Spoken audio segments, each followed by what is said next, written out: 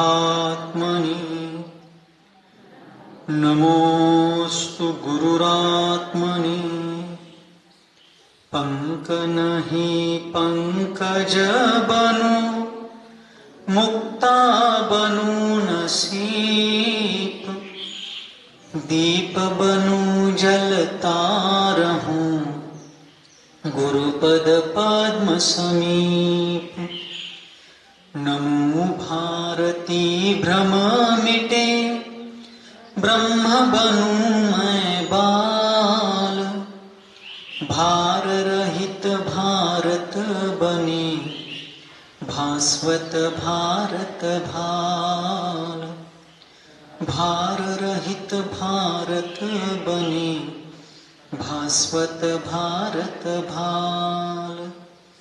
पंच परमेष्ठी भगवान की, द्वादशांग जिनवानी माता की, अध्यात्म महर्षि आचार्य भगवान श्री पूज्यपाद मुनि महाराज की, चारित्र्य चक्रवर्ती मुनिकुल पितामह योगींद्र चूड़ामणि धर्म साम्राज्य नायक 20वीं शताब्दी के प्रथम आचार्य भगवान श्री शांति सागर जी मुनि महाराज की, दीक्षा गुरु शांत मूर्ति वात्सल्य रत्नाकर गुरुवर आचार्य भगवान श्री सन्मति सागर जी मुनि महाराज की, परम पूज्य आचार्य भगवान श्री विद्यासागर जी मुनि महाराज की, परम पूज्य आचार्य वर्य श्री वर्धमान सागर जी मुनि महाराज की, अहिंसा परमो धर्म की,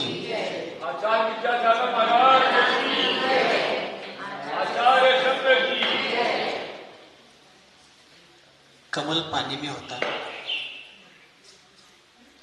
लेकिन पानी में होते हुए भी उससे भिन्न रहता है, उससे अलिप्त रहता है। अपन लोग भी आपके घरों के आसपास देखते होंगे आप लोग, मराठीमध्ये ज्याला आपण अळूची पानं म्हणतो, हिंदी में उसको अरबी के पत्ते बोलते हैं। किसके पत्ते? अरबी के पत्ते। उसके ऊपर यदि पानी गिरता है तो वह पानी उसके ऊपर टिकता नहीं है, क्योंकि वो पत्ते जो होते हैं तैली होते हैं, चिकने होते हैं, अत्यंत ऑयली जैसे होते हैं, पानी उस पर रहता नहीं, फिसल करके नीचे जाता है। उसी प्रकार संसार समुद्र में अनादिकाल से भटकते हुए भी जिन जीवों का भाग्य उदय में आया है, जिनको आप्त आगम और गुरुओं की शरण प्राप्त होने के कारण अपनी योग्यता और ऐसे महान निमित्तों के फल स्वरूप वे महान जीव, वे पुण्यात्मा जीव संसार में रहते हुए भी उससे अलिप्त होने का पुरुषार्थ करते हैं। वे संसार में रहते हैं लेकिन उनके भीतर संसार नहीं रहते। भरत चक्रवर्ती का जीवन प्रसंग कल अपन देख रहे थे। चक्रवर्ती थे, षटखंड साम्राज्य के सार्वभौमिक सम्राट थे, और उनकी विभूति कैसी होती है कल के प्रवचन में अपन ने संक्षेप से देखा था। लेकिन वे चक्रवर्ती भरत, वृषभ पुत्र भरत, कैसा पुण्य रहा हो। टोटल 12 चक्रवर्ती हो गए। वर्तमान में 24 तीर्थंकर हर उत्सर्पिणी अवसर्पिणी में होते रहते हैं, लेकिन वर्तमान हर तीर्थंकरों के 24 तीर्थंकरों के कालखंड में 12-12 चक्रवर्ती होते रहते हैं। किंतु वर्तमान में हुंडावसर्पिणी काल के प्रभाव से कुछ अनपेक्षित अकल्पित घटनाएं घटी। जैसे तीर्थंकरों को पुत्रियां नहीं होती, भगवान वृषभदेव को ब्राह्मी और सुंदरी नाम से 2 पुत्रियां हुई। सभी तीर्थंकर गृहस्थी के उपरांत ही श्रामण्य को अंगीकार करते हैं, दीक्षा ग्रहण करते हैं, लेकिन वर्तमान में 5 तीर्थंकर बालयति हुए। सभी तीर्थंकरों का जन्म अयोध्या में और निर्वाण सम्मेद शिखर जी पर होता है, लेकिन वर्तमान में वैसा नहीं हो पाया।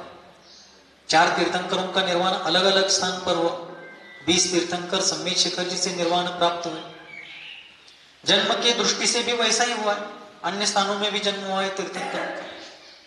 इसी प्रकार शांतिनाथ, कुंथनाथ और अरहनाथ भगवान, ये 3 तीर्थंकर 3-3 पद के धारक हुए। ऐसी कुछ घटनाएं हुई। भगवान महावीर स्वामी का जीव तीर्थंकर भी हुआ और नारायण भी हुआ। त्रिपृष्ठ नाम का नारायण हुआ वो आदिनाथ भगवान के कालखंड के दरमियान, अर्थात उनके बाद। तो जब भगवान वृषभदेव के पुत्र भरत चक्रवर्ती तीर्थंकर के पुत्र भी बने, कुलकर के पौत्र बने। पौत्र म्हणजे नातू, पौत्र का मतलब क्या, और स्वयं चक्रवर्ती, तीनों भी महापुरुष। उनके जो दादा थे, दादा म्हणजे वडिलांचे वडील, वे भी महापुरुष थे, अभिराज कुलकर 14। भरत चक्रवर्ती के पिता आद्य धर्म तीर्थ प्रवर्तक हो गए, पहले तीर्थंकर हो गए, और स्वयं चक्रवर्ती भी महापुरुष हो गए। पुण्य काम करता है। कथनचित पुण्य भी एक प्रकार का बंधन है, पुण्य भी एक प्रकार का बंधन है, एक अपेक्षा से। किंतु कुछ बंधन मुक्ति के लिए भी कारण होते हैं। क्या होते हैं? कुछ बंधन मुक्ति के लिए भी कारण होते हैं। तभी तो कर्म सिद्धांत का वर्णन करते हुए सिद्धांत चक्रवर्ती नेमिचंद्र आचार्य देव ने, वीरसेन आचार्य देव ने, धरसेन पुष्पदंत भूतबली आचार्य भगवंतों ने, यति वृषभाचार्य हो गए, ऐसे महान आचार्यों ने पुण्य को भी परंपरा से मुक्ति का कारण कहा है। कलिकाल सर्वज्ञ साक्षात कुंद आचार्य देव कहते हैं पुण्य फलारहंता। पुण्य भी साक्षात रूप से मुक्ति का कारण नहीं है, फिर भी परंपरा से क्यों ना हो मुक्ति का कारण है। आचार्यों ने पुण्य के फल भोगने का निषेध किया है, पुण्य क्रिया का निषेध नहीं किया है।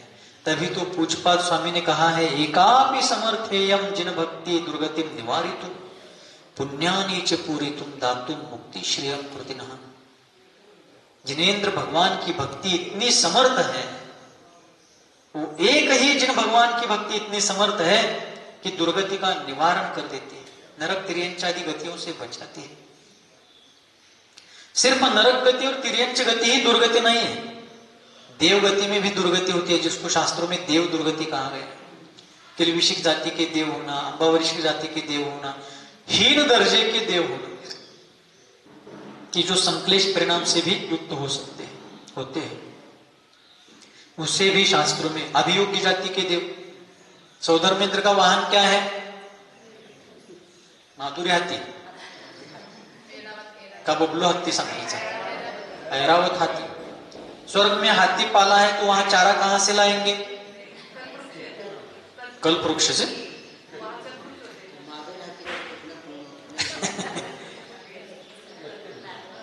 कल्प वृक्ष सिर्फ मनुष्य तिर्यंचों के लिए भोग भूमि में काम में आते हैं, स्वर्गों में तिर्यंच होते ही नहीं, तो स्वर्ग में हाथी है कहां? तो ये जो अभियोग्य जाति के देव होते हैं वे ही सौधर्मेंद्र आदि बड़े देवों की आज्ञा के कारण वैसा रूप धारण करते हैं विक्रिया से। हाथी का रूप, हिरण का रूप, वाघ का रूप, सिंह का रूप, हंस का रूप, ऐसे अन्य अन्य रूप धारण करते। तो ऐसे देवों के पर्याय में उत्पन्न होना, उसको भी देव दुर्गति कहा है। तो ये जिन भगवान की भक्ति है तो सब प्रकार की दुर्गति से क्या करती है? हमें बचाती है। जिनेन्द्र भगवान के अंतःकरण से यथार्थ भक्ति करने वाला जीव किसी भी दुर्गति में नहीं जाता, नरक तिर्यंच गति में ही नहीं, स्वर्ग में भी जो उच्च जाति के देव है उन्हीं में जन्म लेता है। मनुष्यों में भी जो म्लेच्छ खंड के मनुष्य है, आर्य खंडज म्लेच्छ है या हीन कुल में उत्पन्न नहीं होता, पुण्य का प्रताप है। एकापि समर्थेयम जिन भक्ति दुर्गतिम निवारितुम पुण्यानि च पूरितुम दातुम मुक्ति श्रियम प्रतिनः। और भगवान की भक्ति से पुण्य की बाढ़ आती है। बाढ़ म्हणजे पूर, नदीला पूर येतोय का नाही, तसं भगवंतांच्या भक्तीनं पुण्याचा पूर येत असतो। पुण्यानि च पूरितुम दातुम मुक्ति श्रियम प्रतिनः। भगवान की भक्ति परंपरा से मुक्ति रूपी लक्ष्मी को प्रदान करने वाली है। भगवान की भक्ति भक्त को भी भगवान बनाती है, लेकिन वो भक्ति कैसे होनी चाहिए? यथार्थ। भक्तामर स्तोत्र पढ़ते हैं आप लोग? कितने लोग पढ़ते हैं? 1, 2, 2.5, पौने 3। भक्तामृत स्तोत्र के प्रारंभिक प्रथम श्लोक में ही मानतुंग आचार्य देव ने कहा, सम्यक प्रणम्य जिन पाद युगम युगादा। बहुत महत्वपूर्ण उन्होंने शब्द रखा है। उन्होंने भक्त्या प्रणम्य नहीं कहा, बुद्ध्या प्रणम्य नहीं कहा, मनसा प्रणम्य, वचसा प्रणम्य, वपुषा प्रणम्य, वपु यानी शरीर, ऐसा नहीं कहा, सम्यक प्रणम्य। कितने दूरदर्शी वाले तत्वज्ञानी आचार्य हुए। भक्ति से प्रणाम कर रहे, लेकिन भक्ति मिथ्या भी हो सकती है, अंधभक्ति हो सकती है। बुद्धि से प्रणाम करते समय बुद्धि दुर्बुद्धि भी हो सकती है। रावण ने भी बहुरूपिणी विद्या प्राप्त करने के लिए मंत्र साधना की थी, लेकिन उद्देश्य विपरीत था, बुद्धि विपरीत हो सकती है।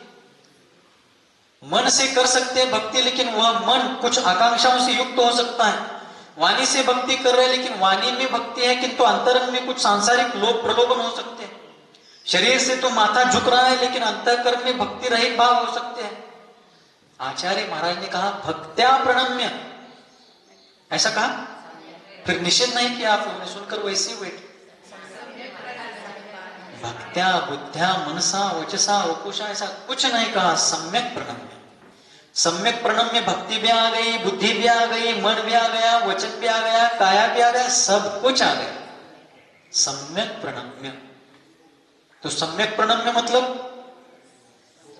ये जो भगवान है, ये हमारे कुल देवता है, ग्राम देवता है और कई देवता है, ऐसा ना मान करके ये मोक्ष मार्ग के नेता, वीतराग, सर्वज्ञ, हितोपदेशी आप्त भगवान है, ये ही सच्चे देव है। क्योंकि सच्चे देव में पाए जाने वाले सभी लक्षण इनमें है, इसलिए मैं इनको नमस्कार करता हूं। ऐसी श्रद्धा, भक्ति, आस्था, समर्पण के साथ भरत चक्रवर्ती के जीव ने जन्म जन्मांतरों में पुण्य साधना की थी, तभी कुलकर जैसे दादा, तीर्थंकर जैसे पिता और स्वयं चक्रवर्ती बने। दूसरे भाई कामदेव हो गए, इस युग के प्रथम कामदेव। अन्य 99 भाई राजा हो गए, सभी के सभी राजा थे और सभी के सभी तद्भव मोक्षगामी थे। 2 बहनें हुई, वे बहनें भी इस युग की प्रथम और द्वितीय आरिकाएं हुई। कैसा सौभाग्य, कैसा पुण्य। आज किसी परिवार में पुण्य प्रताप से सद्गुणी पुत्र यदि जन्म लेता है तो परिवार को कितना हर्ष होता है, बराबर। एक संस्कृत श्लोक आता है,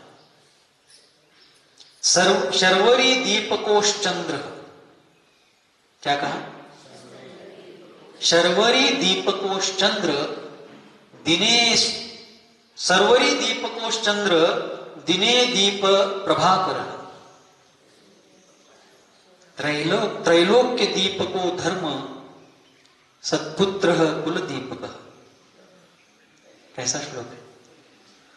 कौन कहां का दीपक है? रात्रि का दीपक चंद्र है। शर्वरी यानी रात्र, रात्रि का दीपक कौन है? चंद्रमा है। दिने दीपक प्रभाकर, दिन में दीपक कौन है? सूर्य। प्रभाकर यानी सूर्य। त्रैलोक्य दीपको धर्म। क्या रचना की है? चंद्र तो सिर्फ एक सीमित क्षेत्र में प्रकाश करने वाला रात्रिकालीन सीमित कालीन दीपक है। सूर्य भी दिन में प्रकाश करने वाला, सीमित क्षेत्र को प्रकाशित करने वाला, सीमित काल वाला दीपक है। त्रैलोक्य दीपको धर्म।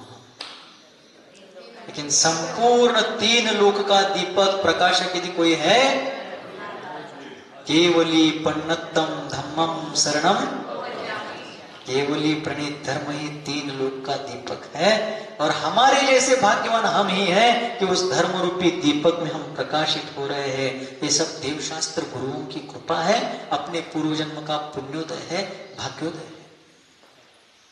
इसलिए हमारे भाग्य की तुलना अन्य किसी से हमें करनी नहीं है। हम जैसे भाग्यवान हम ही है। त्याच्यासारखा तोच, असं मराठीत म्हटलं जातं, तसं आमच्यासारखे आम्हीच भाग्यवान हो। आमच्यासारख्या आम्हीच एक गर्व दर्प अहंकारानं म्हणायचं नाहीये, भाग्याच्या दृष्टीने असा अजिन धर्म. दुर्लभ नरतनु असे तया होणी अति दुर्लभ जिन धर्म. हे मनुष्य जन्म, द्रव्य क्षेत्र कालभाव की अनुकूलता, देवशास्त्र गुरु धर्म और धर्मात्माओं के निमित्त मिलना, धर्म बुद्धि होना, उसके लिए परिवार से सहयोग मिलना, सब प्रकार से पुरुषार्थ करते हुए आगे बढ़ना और साध्य की ओर बढ़ते बढ़ते साध्य रूप ही ढल जाना, बहुत बड़ा भाग्य. ऐसा धर्म हमें आज मिला. त्रैलोक्य दीपको धर्म सत्पुत्र कुल दीपको. और कुल का दीपक कौन है? सतपुत्र. सिर्फ पुत्र नहीं कहा, सत विशेषण लगाया. सत का अर्थ, सत शब्द जो है प्रशंसा वाच्य है, सज्जनता का, गुणवत्ता का वाच्य. महाराज घरात पोरीच आहे तो, एक पोरग पाहिजे का? घरात अंधार पडलाय. आता हे काय करणार आहे? उजेड पाडणार आहे. वा, काय नियोजन. शर्वरी दीपकोश्चंद्र प्रभाते रवि दीपक. मेरा थोड़ा मिस्टेक हो गया था अभी. शायद विज्ञान ऐसा ही होता है. प्रभाते रवि दीपक, मैंने दिने दीपक प्रभाकर ऐसा कहा था, थोड़ा मिस्टेक हुआ था. श्लोक तो ऐसा है, शर्वरी दीपकोश्चंद्र प्रभाते रवि दीपक त्रैलोक्य दीपको धर्म सत्पुत्र कुल दीपक. दूसरा चरण थोड़ा मिस्टेक हुआ था, उसका सुधार कर लेना है. प्रभाते रवि दीपक, यानी प्रातः काल में सूर्योदय दीपक है, लेकिन 3 लोक का दीपक. बाकी 3 प्रकार के दीपक सीमित दायरे में. चंद्रमा सीमित क्षेत्र और सीमित काल, सूर्य सीमित क्षेत्र और सीमित काल, और पुत्र तो एक परिवार के लिए, एक खानदान के लिए हो सकता है ज्यादा से ज्यादा. लेकिन त्रैलोक्य दीपको धर्म, ऐसा धर्म आज हमें मिला है. भरत चक्रवर्ती ने भी जन्म जन्मांतरों में ऐसे धर्म की आराधना की थी, चक्रवर्ती बन गए, सार्वभौमिक साम्राज्य के स्वामी. लेकिन पुण्य पाप का उदय सभी को लगा रहता है. चक्रवर्ती बनने के कारण 60,000 वर्ष तक दिग्विजय यात्रा उन्होंने की. कितने वर्षों तक? छठखंड पृथ्वी को जीतने के लिए कितना काल लग गया? 60,000 वर्ष. 7 9 हा 6 वर 0. यावरकडे काही मनीकडे वही हन्निल हपलिल बंधनन गुडिगी पुण्यिल पापिल होगनिन मनीगी.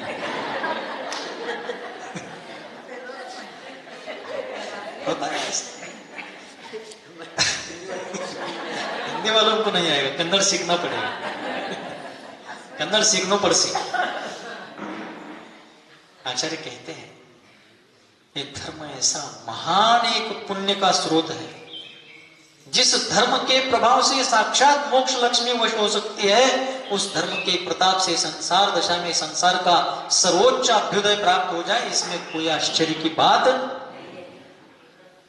ऐसा ही महिमावंत धर्म है.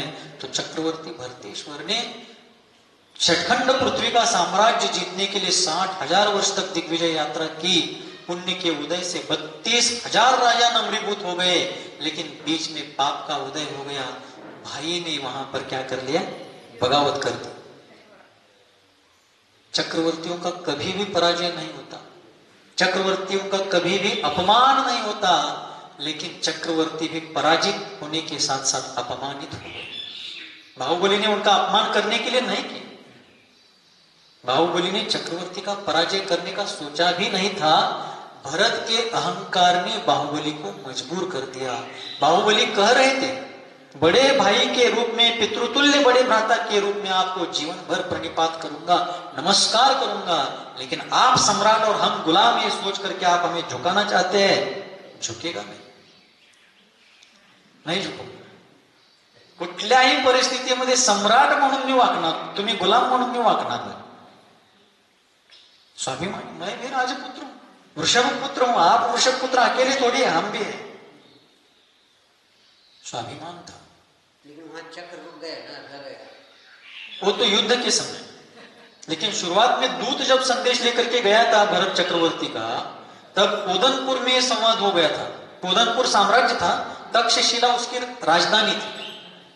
बाहुबली का जो राज्य था वो पोदनपुर था। आज का जो पाकिस्तान है वो उस समय का पोदनपुर था और उसकी राजधानी थी तक्षशिला। उस तक्षशिला के राजमहल में, राज दरबार में दूत भरत चक्रवर्ती का संवाद लेकर के गया है कि आपके बड़े भ्राता चक्रवर्ती बन गए और आपको शरण आने का उनका आदेश है, ये है आदेश पत्र। बाहुबली कहते स्वीकार नहीं, बड़े भ्राता के रूप में जीवन पर्यंत करते आ रहे, करते रहेंगे, लेकिन सम्राट और गुलाम इस रिश्ते से हम कभी नमस्कार नहीं कर पाएंगे, क्योंकि स्वाभिमान अस्तित्व का एक निशान है। लाचार स्वाभिमानी व्यक्ति नहीं बन सकता। एक जगह मैंने एक वाक्य पढ़ा था, तारदाळ एक नाही, तारदाळ मजल्याजवळ तिथं गेलो होतो एकदा, बस्तीच्या बाहेर एक बोर्ड लगा होता रस्त्यावरती। उस बोर्ड पर लिखा था मराठी में, आम्ही मरणाला मरण मानत नाही, आम्ही मरण मानतो ते लाचारीला। आम्ही नहीं मानते, मरण को मरण नहीं मानते, लाचार होना ही वास्तव में मरण है। दिगंबर जैन मुनि भी स्वाभिमान से जीते। कभी कहते हैं कि कल हमारा उपवास था, आज जरा जल्दी चौका लगाओ, 2 दिन से अंतराय हो रहा है, आज जरा ऐसा ऐसा मेनू बनाओ, कहते हैं? पुण्य की परीक्षा लेते अपनी, मेरा पुण्य होगा तो मिलेगा, और वास्तव में वैसा है। थोड़ा सा विषयांतर हो रहा है, लेकिन बताना चाहूंगा। बताऊं क्या? इस वर्तमान पंचम काल में 5 श्रुत केवली हो गई, और उन 5 श्रुत केवलियों में अंतिम श्रुत केवली थे आचार्य भद्रबाहू जी महाराज।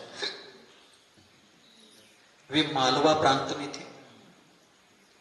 मालवा प्रांत म्हणजे आता ज्याला आपण इंदौर म्हणतो ना, इंदौर, उज्जैन, रतलाम, ये जो क्षेत्र है मध्य प्रदेश का, उस एरिया को मालवा कहते हैं।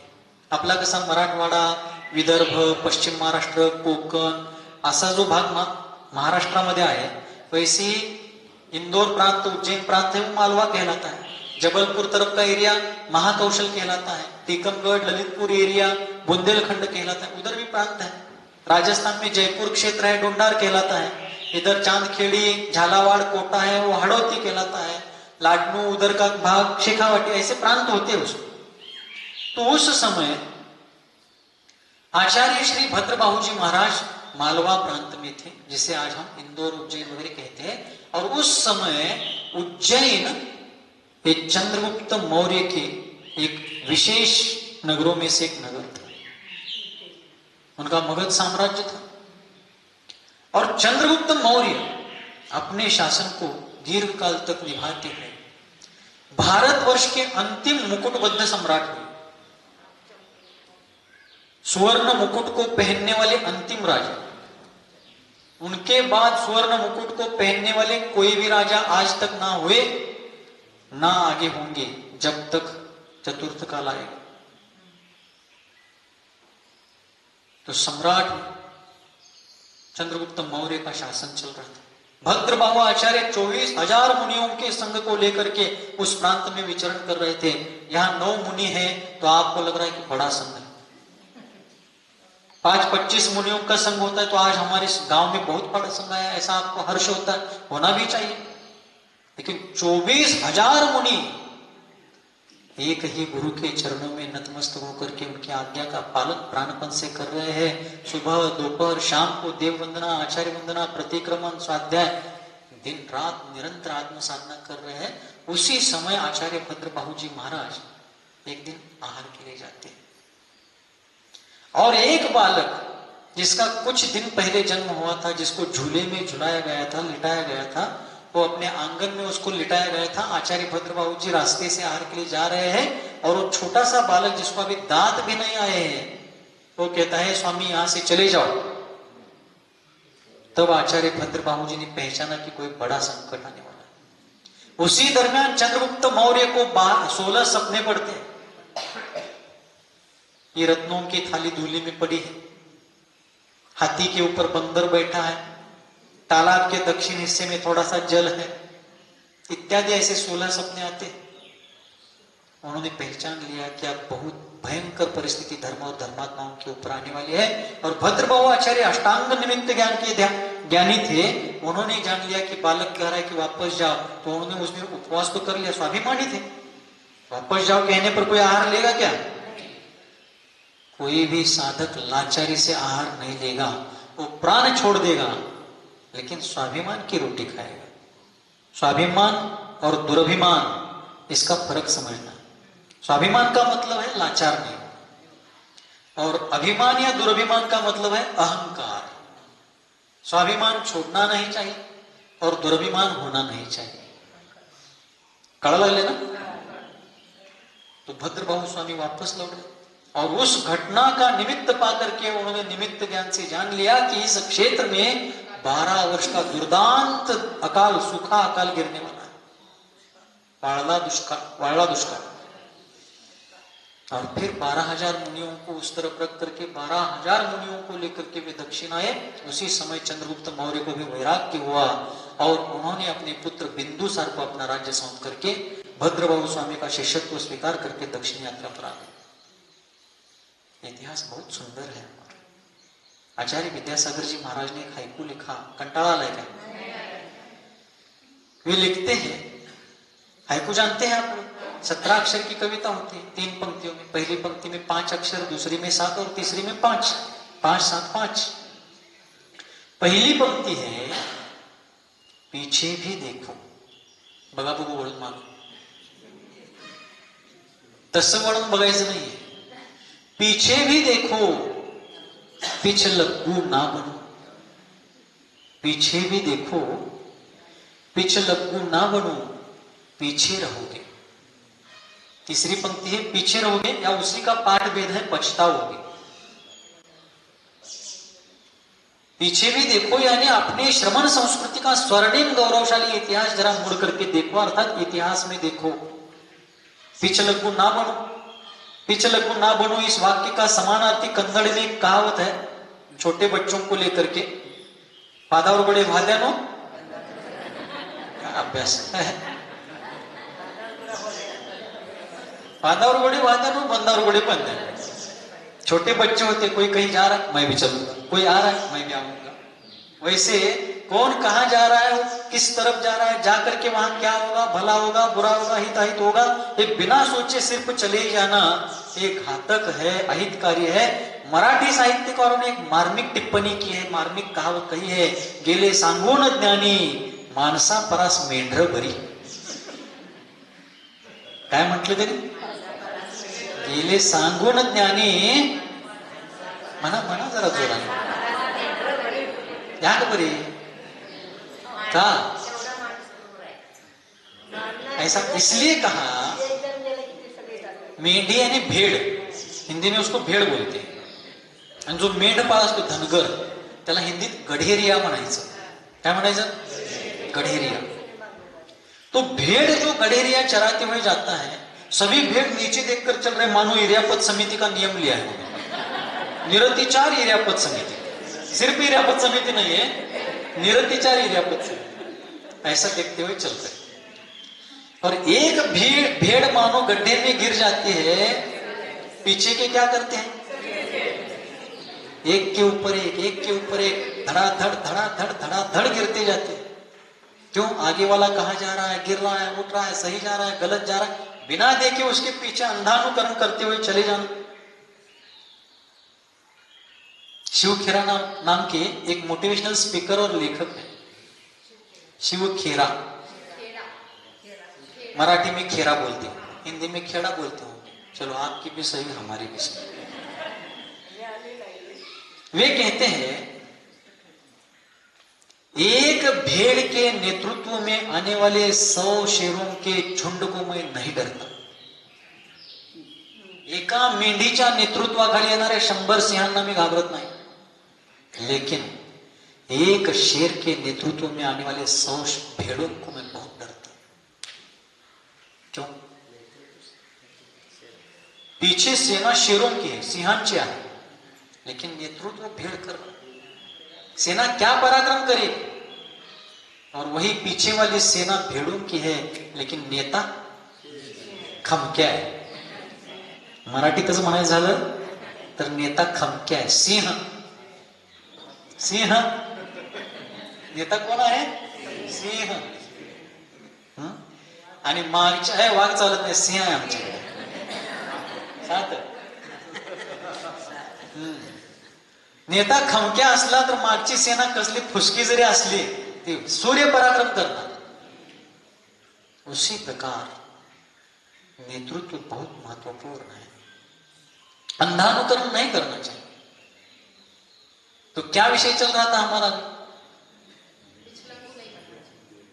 पीछे भी देखो, पिछलग्गू पछताओगे. अंधानुकरण नहीं करना चाहिए. आज पाश्चात्य संस्कृति का अंधानुकरण चल रहा है. पाश्चात्य यानी पश्चिम दिशा, यूरोपियन कंट्रीज. एक शिक्षण के विशेषज्ञ ने कहा है, विश्व को प्रकाश देने वाला सूर्य भी जब पश्चिम की ओर जाता है तो डूब जाता है. उनके कहने का भावार्थ यह है, सूर्य पश्चिम में ही जाएगा पूर्वांचल में उदय में आकर के, लेकिन पश्चिम में जाता है तो ढल जाता है, डूब जाता है, अस्त हो जाता है. तो सूर्य यदि पश्चिम की ओर आकर्षित होता है तो डूब जाता है. मनुष्य पौर्वात्य संस्कृति को छोड़कर पाश्चात्य संस्कृति का अनुकरण करेगा तो संसार में डूब जाएगा. ये उसके पीछे का भावार्थ है. करेगा.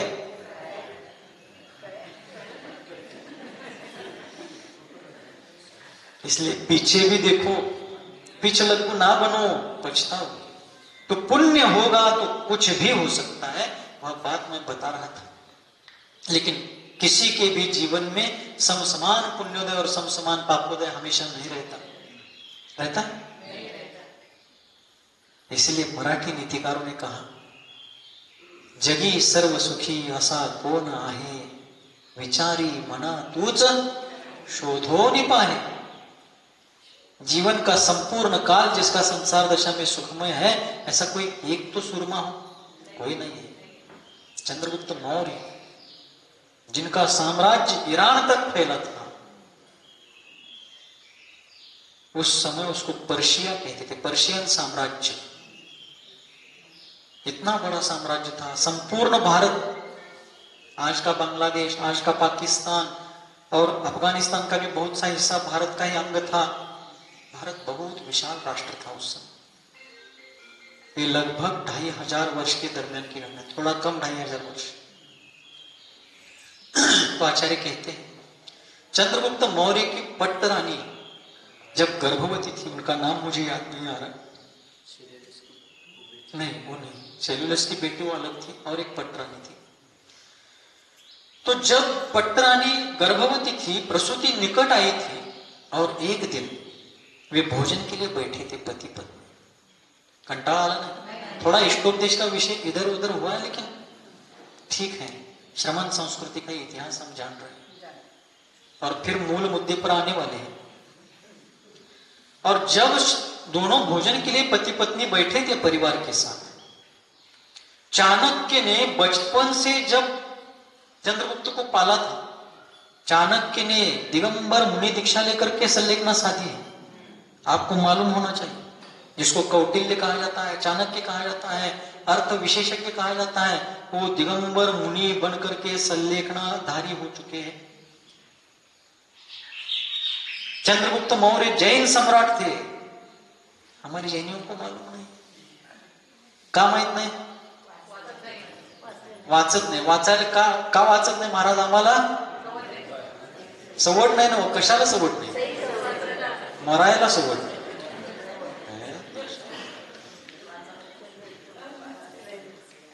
जब चंद्रगुप्त मौर्य बचपन में थे, चाणक्य ने जब से पाला था, उनको रोज भोजन में थोड़ा थोड़ा जहर देते थे.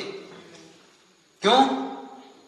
उनका शरीर जितना सहन कर सकता था उतना उतना जहर देते थे उनको. क्योंकि कुछ राजा उनको विष कन्या कहते, उसको कूटनीति में, राजनीति में विष कन्या, यानी ऐसी कुछ सुंदर स्त्रियां होती है कि जिनको बचपन से जहर दिया जाता है, थोड़ा थोड़ा थोड़ा थोड़ा, वो जहर उनके शरीर में घुल मिल जाता है. लेकिन जब ऐसी विष कन्याएं बड़ी हो जाती है, तारुण्य में आ जाती है, और किसी राजा को यदि युद्ध में मारना संभव नहीं है तो विष कन्याओं के संयोग से उनको मारा जाता है। इसलिए आगे जाकर चंद्रगुप्त को विष कन्याओं के प्रयोग से कोई मार ना सके, इसलिए बचपन से ही चाणक्य ने उनके भोजन में थोड़ा थोड़ा जहर दे करके जहर पचाने का सामर्थ्य उनके भीतर निर्माण किया था। इसलिए थोड़ा इतिहास पढ़िए आप लोग। जरा काय झालं यांचा धनकर। एक बहुत सुंदर वाक्य है, बहुत प्रेरणादायक है। वे कहते हैं, जीवन मिला है तो जीना सीखो। जीवन मिला है तो कपडा फट भी गया तो उसे सीना सीखो। आधीच्या आज्या हातावरती हाथ के ऊपर सिलाई काम करते थे पहले के पुराने गृहिणिया सब। आता येना ಎಷ್ಟು ತೂತಗಳು ಬರ್ಷಿನ ಕಟ್ಟಿ ಹೋಗಿ ಚಲ್ಲದ ವರ್ಷ ಚಲ್ಲದ। जीवन मिला है तो जीना सीखो, कपड़ा फट भी गया तो उसे सीना सीखो। आदमी बने हो तो रोने से क्या हो। आदमी रोता है यान जगत भरत कर्मी त्याने आना ಎಲ್ಲ ನನ್ನ ಪಾಲಿಗೆ ಬರ್ತೇನೆ ಅಣ್ಣ ಯಾನ್ ನನ್ನ ವನವಾಸ ಹೇಳಿ ದೇವ್ರ ಚುಲು ಚುಲು ಅಂತವ್ರ ನಾವು ವೈಕದ ನಂಗೈಲಿ ಮರ್ತಿದ ಯಾನ್ ಹಾಕಿ ದೇವ್ರ ವೈಕ ತರಕೇನ್ ಎಷ್ಟು ಡ್ರೈವರ್ ಇದ ಯಾನ್ ಯಾನ್ ಯಾನ್ ವೈಕೇನು ಹಾರಿ ದೇವ್ರ ಕಡೆ ಕೈ ಸಾರ್ಕಿ ದೇವ್ರ ಕಡೆನೂ ಕೈ ಮಾಡ್ತಾರ। ಅವ್ನು ನಮ್ದು ಇಂಥದ್ದು ಮಾಡಿದ ಯಾನ್ ಬಸ್ತಿಗೆ ಹೋಗಿ ಉಪಯೋಗ ಐತಿ।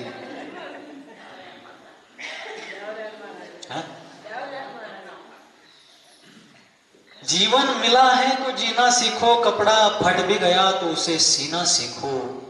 आदमी बने हो तो रोने से क्या होगा। जीवन यदि जहर है तो उसे भी पीना सीखो। जीवन यदि जहर है तो उसे भी पीना सीखो।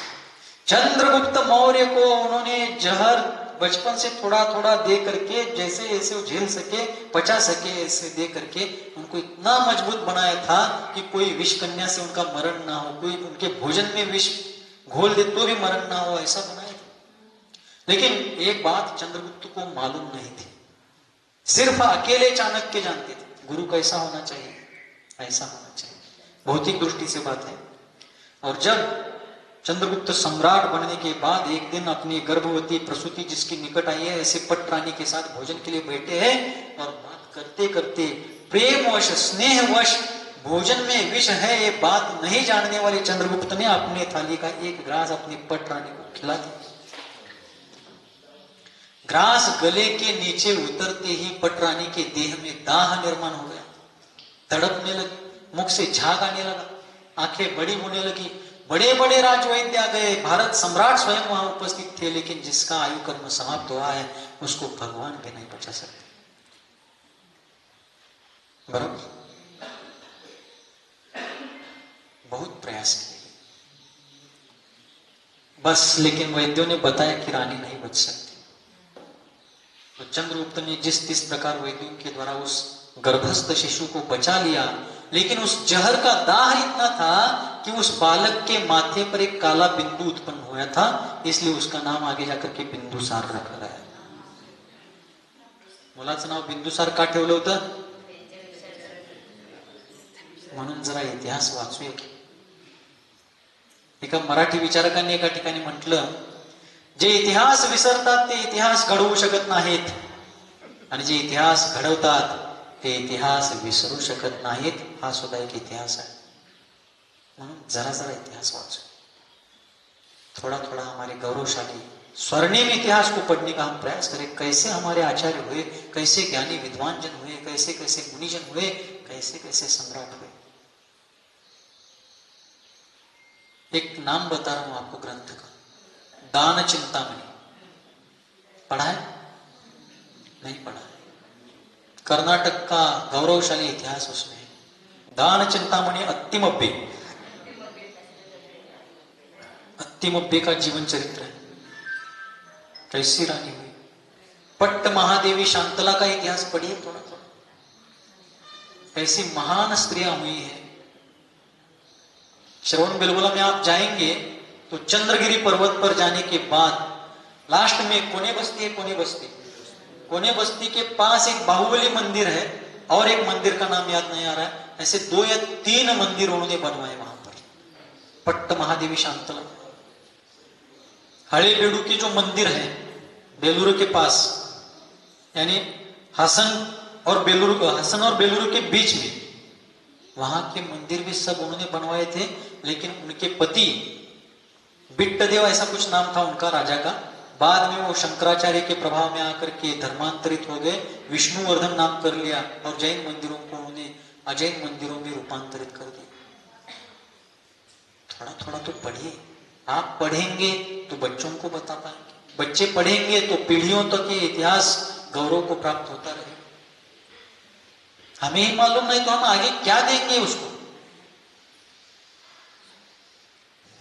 और फिर चंद्रगुप्त की पत्नी मर गई, बेटा आगे जाकर के सम्राट तो हुआ, लेकिन उसको मां का दूध एक बार भी नसीब नहीं हुआ। कहने का मतलब है पुण्य पाप का खेल ऐसा, इसलिए पाप के उदय में टूट नहीं जाना चाहिए और पुण्य के उदय में अहंकार। अभी सिद्धांत सागर जी महाराज वही तो बात बता रहे थे। इस प्रकार भद्रबाहु आचार्य दक्षिण दिशा में आए, चंद्रगुप्त मौर्य ने उनकी अगाध सेवा की। शिष्य कैसा होना चाहिए, एकलव्य का उदाहरण जगत प्रसिद्ध है, लेकिन चंद्रगुप्त भी कुछ कम नहीं। और फिर पुण्य का उदय हो तो स्वाभिमान की चर्चा चल रही थी। भद्रबाहु आचार्य देव की समाधि जब चंद्रगिरी पर्वत पर हो गई, अपने गुरु की महान सेवा उन्होंने की।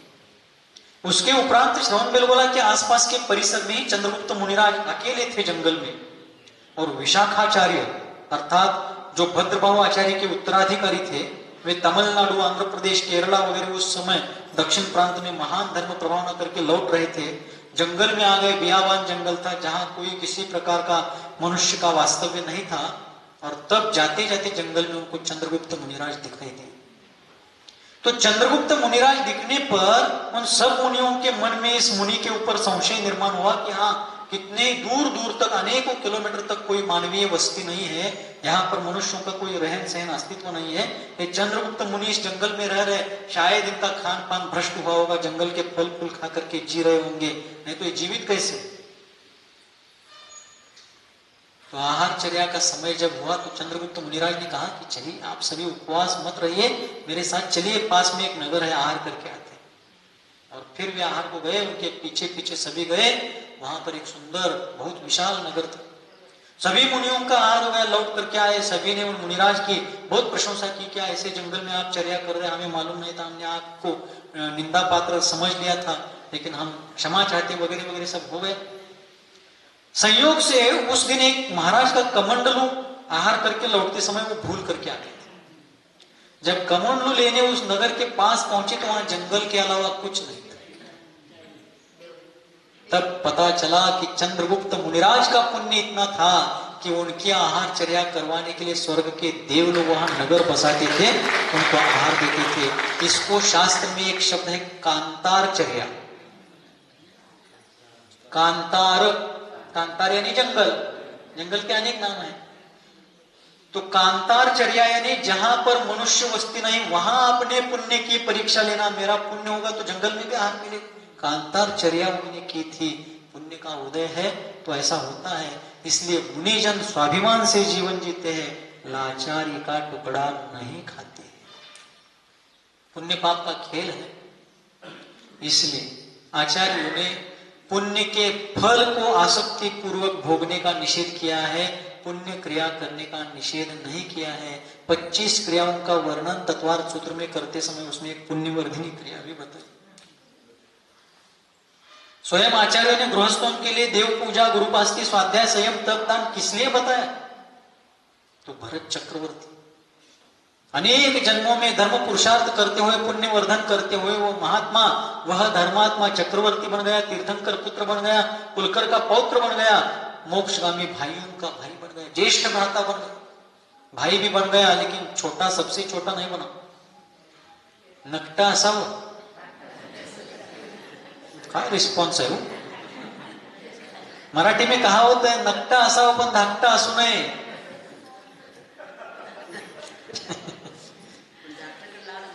हे धाकट्याचं लाड कधी कधी तर होते, पण कामं सगळे त्याला सांगतात. आ दत्ता, हे दत्ता, आद येड, आद माड. त्यामुळे ते नकटा असावं पण धाकटा असू नये म्हणतात. हा, तसं काय नाही. तो आचार्य कहते चक्रवर्ती भी बने, तीर्थंकर पुत्र भी बने, कुलकर के पौत्र भी बने, और भ्राताओं में भी सबसे बड़े भ्राता बने. पुण्य के अलावा कैसे हो गए? लेकिन पुण्य सम्यक्त्व के साथ होना चाहिए. मिथ्यात्व युक्त पुण्य संसार का कारण, सम्यक्त्व के साथ किया गया पुण्य मुक्ति का कारण है, परंपरा से क्यों ना. कभी कभी मिथ्यात्व पूर्वक किया गया जो पुण्य है, लेकिन भक्ति भाव पूर्वक, मंद कषाय पूर्वक किया गया पुण्य भी जीव को भविष्य में परंपरा से मोक्ष मार्ग का कारण बनता. किया गया सभी पुण्य सम्यक्त्व के साथ ही हुआ ऐसा कुछ नहीं. मिथ्यात्व के साथ किया हुआ भी, लेकिन मंद कषाय और अत्यंत अच्छी भावनाओं से देवशास्त्र गुरुओं की संगति पाने के, मोक्ष मार्ग पाने के ऐसे शुभ निदानों के द्वारा किया गया जो पुण्य है वह परंपरा से मोक्ष प्राप्ति के लिए कारण बनता है. इसलिए ऐसा पुरुषार्थ करना चाहिए.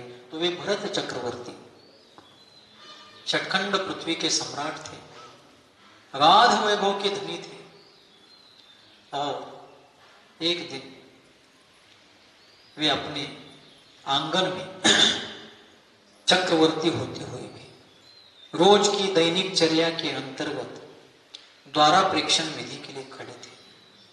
द्वारा प्रेक्षण विधि का मतलब होता है कि आसपास कोई मुनिजन है या नहीं ये पता नहीं है, फिर भी आंगन में पड़घान के लिए खड़े रहना, ताकि ये चतुर्थ काल में वगैरह बहुत सा संभव होता था. 4 रुधिधारी मुनि होते थे, आकाशगामिनी आकाश गमन करने वाले होते थे, या अनेक रुद्धि सिद्धियों से युक्त मुनि पक्षोपवासी मासोपवासी जंगल से अचानक आने वाले होते थे. तब पहले कोई पूर्व सूचना नहीं होती थी. लेकिन कोई भी मुनिजन सत्पात्र मुझे मिल जाए और उनको आहार दान दे करके फिर मैं आज का भोजन कर पाऊं, ऐसा सद्भाव रख करके वे चक्रवर्ती अपने परिवार सहित वहां पर खड़े. उनको पुण्य इतना था कि पुण्योदय से बार बार सत्पात्र दान करने का अवसर मिलता था, लेकिन कभी कभार चक्रवर्ती को भी दानांतराय कर्म के उदय से सत्पात्र दान का अवसर नहीं मिलता था. आसपास के सामान्य लोगों के यहां आहार हुआ है, लेकिन चक्रवर्ती के यहां नहीं हुआ. चक्रवर्ती चिडला काय नंद राजदाग आवरली हुआ तो परत बरी काय त्यांना स्वान बरी वर्गा म्हणते चक्रवर्ती असं. चक्रवर्ती के यहां आहार हो रहा है. सामान्य प्रजा कहती है कि बड़े बड़े उनका घर देख करके महाराज जा रहे. त्याच्यात जाऊन काय 7-12 लिहून आणणार होते महाराज.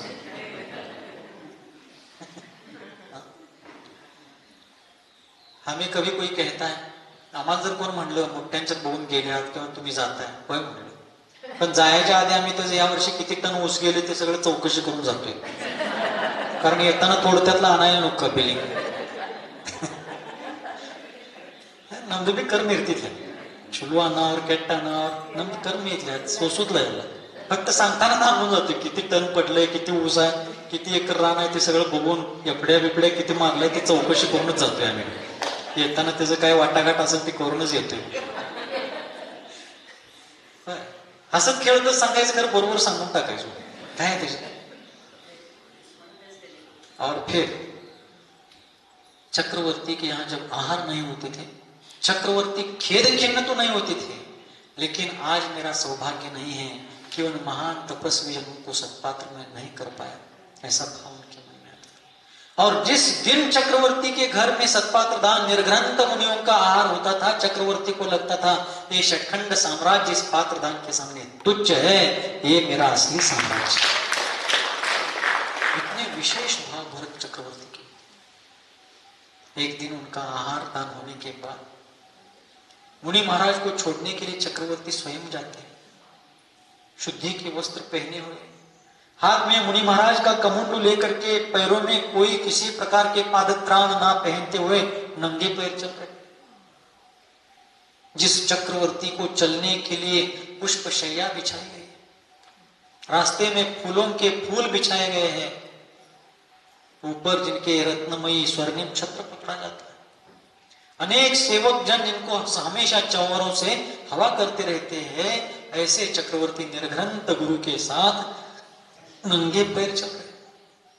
वास्तव में पुण्यात्मा वही होता है जिसको अपने वैभव का कोई गर्व, वो वैभव के ऊपर बैठा है, वैभव उसके ऊपर नहीं बैठा। चक्रवर्ती गए, दूर तक गए। नगर के बाहर आने के बाद भी मुनि महाराज कहने लगे कि हे भरत, अब आप बहुत दूर आ गए हैं, हम जंगल में अकेले चले जाएंगे, आप लौट जाएंगे। मुनि महाराज का कमंडलो अपने हाथ से उनके हाथ में देते समय भरत को बड़ा कष्ट होने लगा कि वास्तव में ये सत्ता की कुंजी तो यही है, वास्तविक सुखद उपकरण तो यही है, अब ये उनके हाथ में सौंपना तो पड़ेगा। उन्होंने दे दिया नम्रतापूर्वक। मुनि महाराज दूर तक चले गए, पीछे से उनकी पीठ दिख रही है, लेकिन भरत चक्रवर्ती निहारते रहे उनको अपलक। दूर तक जाने तक, देर तक भरत चक्रवर्ती और मुनिराज को निहारते रहे। बहुत देर बाद जब मुनि महाराज दृष्टी से ओझल होने लगे, ओझल भी हो गए, डोळ्याच्या आड, नजरेच्या आड झाले, तो भी उस तरफ देख करके अत्यंत शांत भाव से अपने विचारों में खोए हैं। तब चक्रवर्ती को उनके मंत्रिमंडल के लोगों ने कहा कि हे नरेंद्र, हे शतखंडाधिपते, चलिए आज अमुक देश के राजा आपसे मंत्रणा करने के लिए, मार्गदर्शन करने के लिए, आपका दर्शन करने के लिए आ गए हैं। उनके साथ मिलकर के आपको अगली राजकीय चर्चाएं करनी। तब उनकी तंद्रा टूटती है और बड़े खेद खिन्न भाव से वो पीछे मुड़ते। घर लौटते समय आप लोग अपना अपना अनुभव बताइए। 20 दिन की शिखर जी यात्रा जाती, कितने दिन की? आप अपने अपने गांव से सांगली, मिरज आसपास से निकलते हैं। पहला हॉल्ट पड़ता यही कुंतलगिरी, फिर आगे जिंतूर, फिर कारंजा, भातकुली, मुक्तागिरी करते करते जब आप 5-7 दिन में शिखर जी पहुंचते हैं, दर्शन कहीं के भी कीजिए, माइंड सेट एक ही है, शिखर जी का दर्शन करना। और जब वहां जाकर के दर्शन करते हैं, ऊपर पर्वतराज के, नीचे मधुबन के, दर्शन होने के बाद क्या हो जाता है? यावाग मनी भाजा ನನ್ನ ಮೊಮ್ಮಗ ಆಳ್ತಿರ್ಬೇಕು, ಎಮ್ಮೆ ದಾರಿ ಕೊಡಲಾಗಿರ್ಬೇಕು, ಫಲದಾಗ ಹಿಂಗಾಗಿರ್ಬೇಕು, ಸೊಸಿನಿಂದ ಆಟೋಕ್ಕಿ ತೆಗೆದು ಉಣ್ಣಲಾಗಿರ್ಬೇಕು, ನನ್ನ ಮ್ಯಾಗ ಭಾಳ ಜೀವ ಇದೆ ಹಾಕಿದ.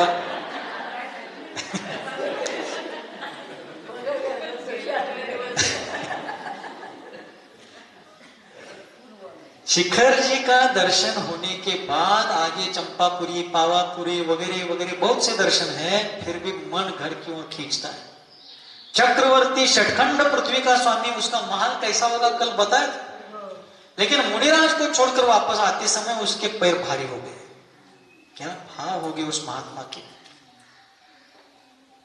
आ गए घर, कर्तव्यवश आ गए, जिम्मेदारी के लिए आ गए, भोजन के लिए बैठे।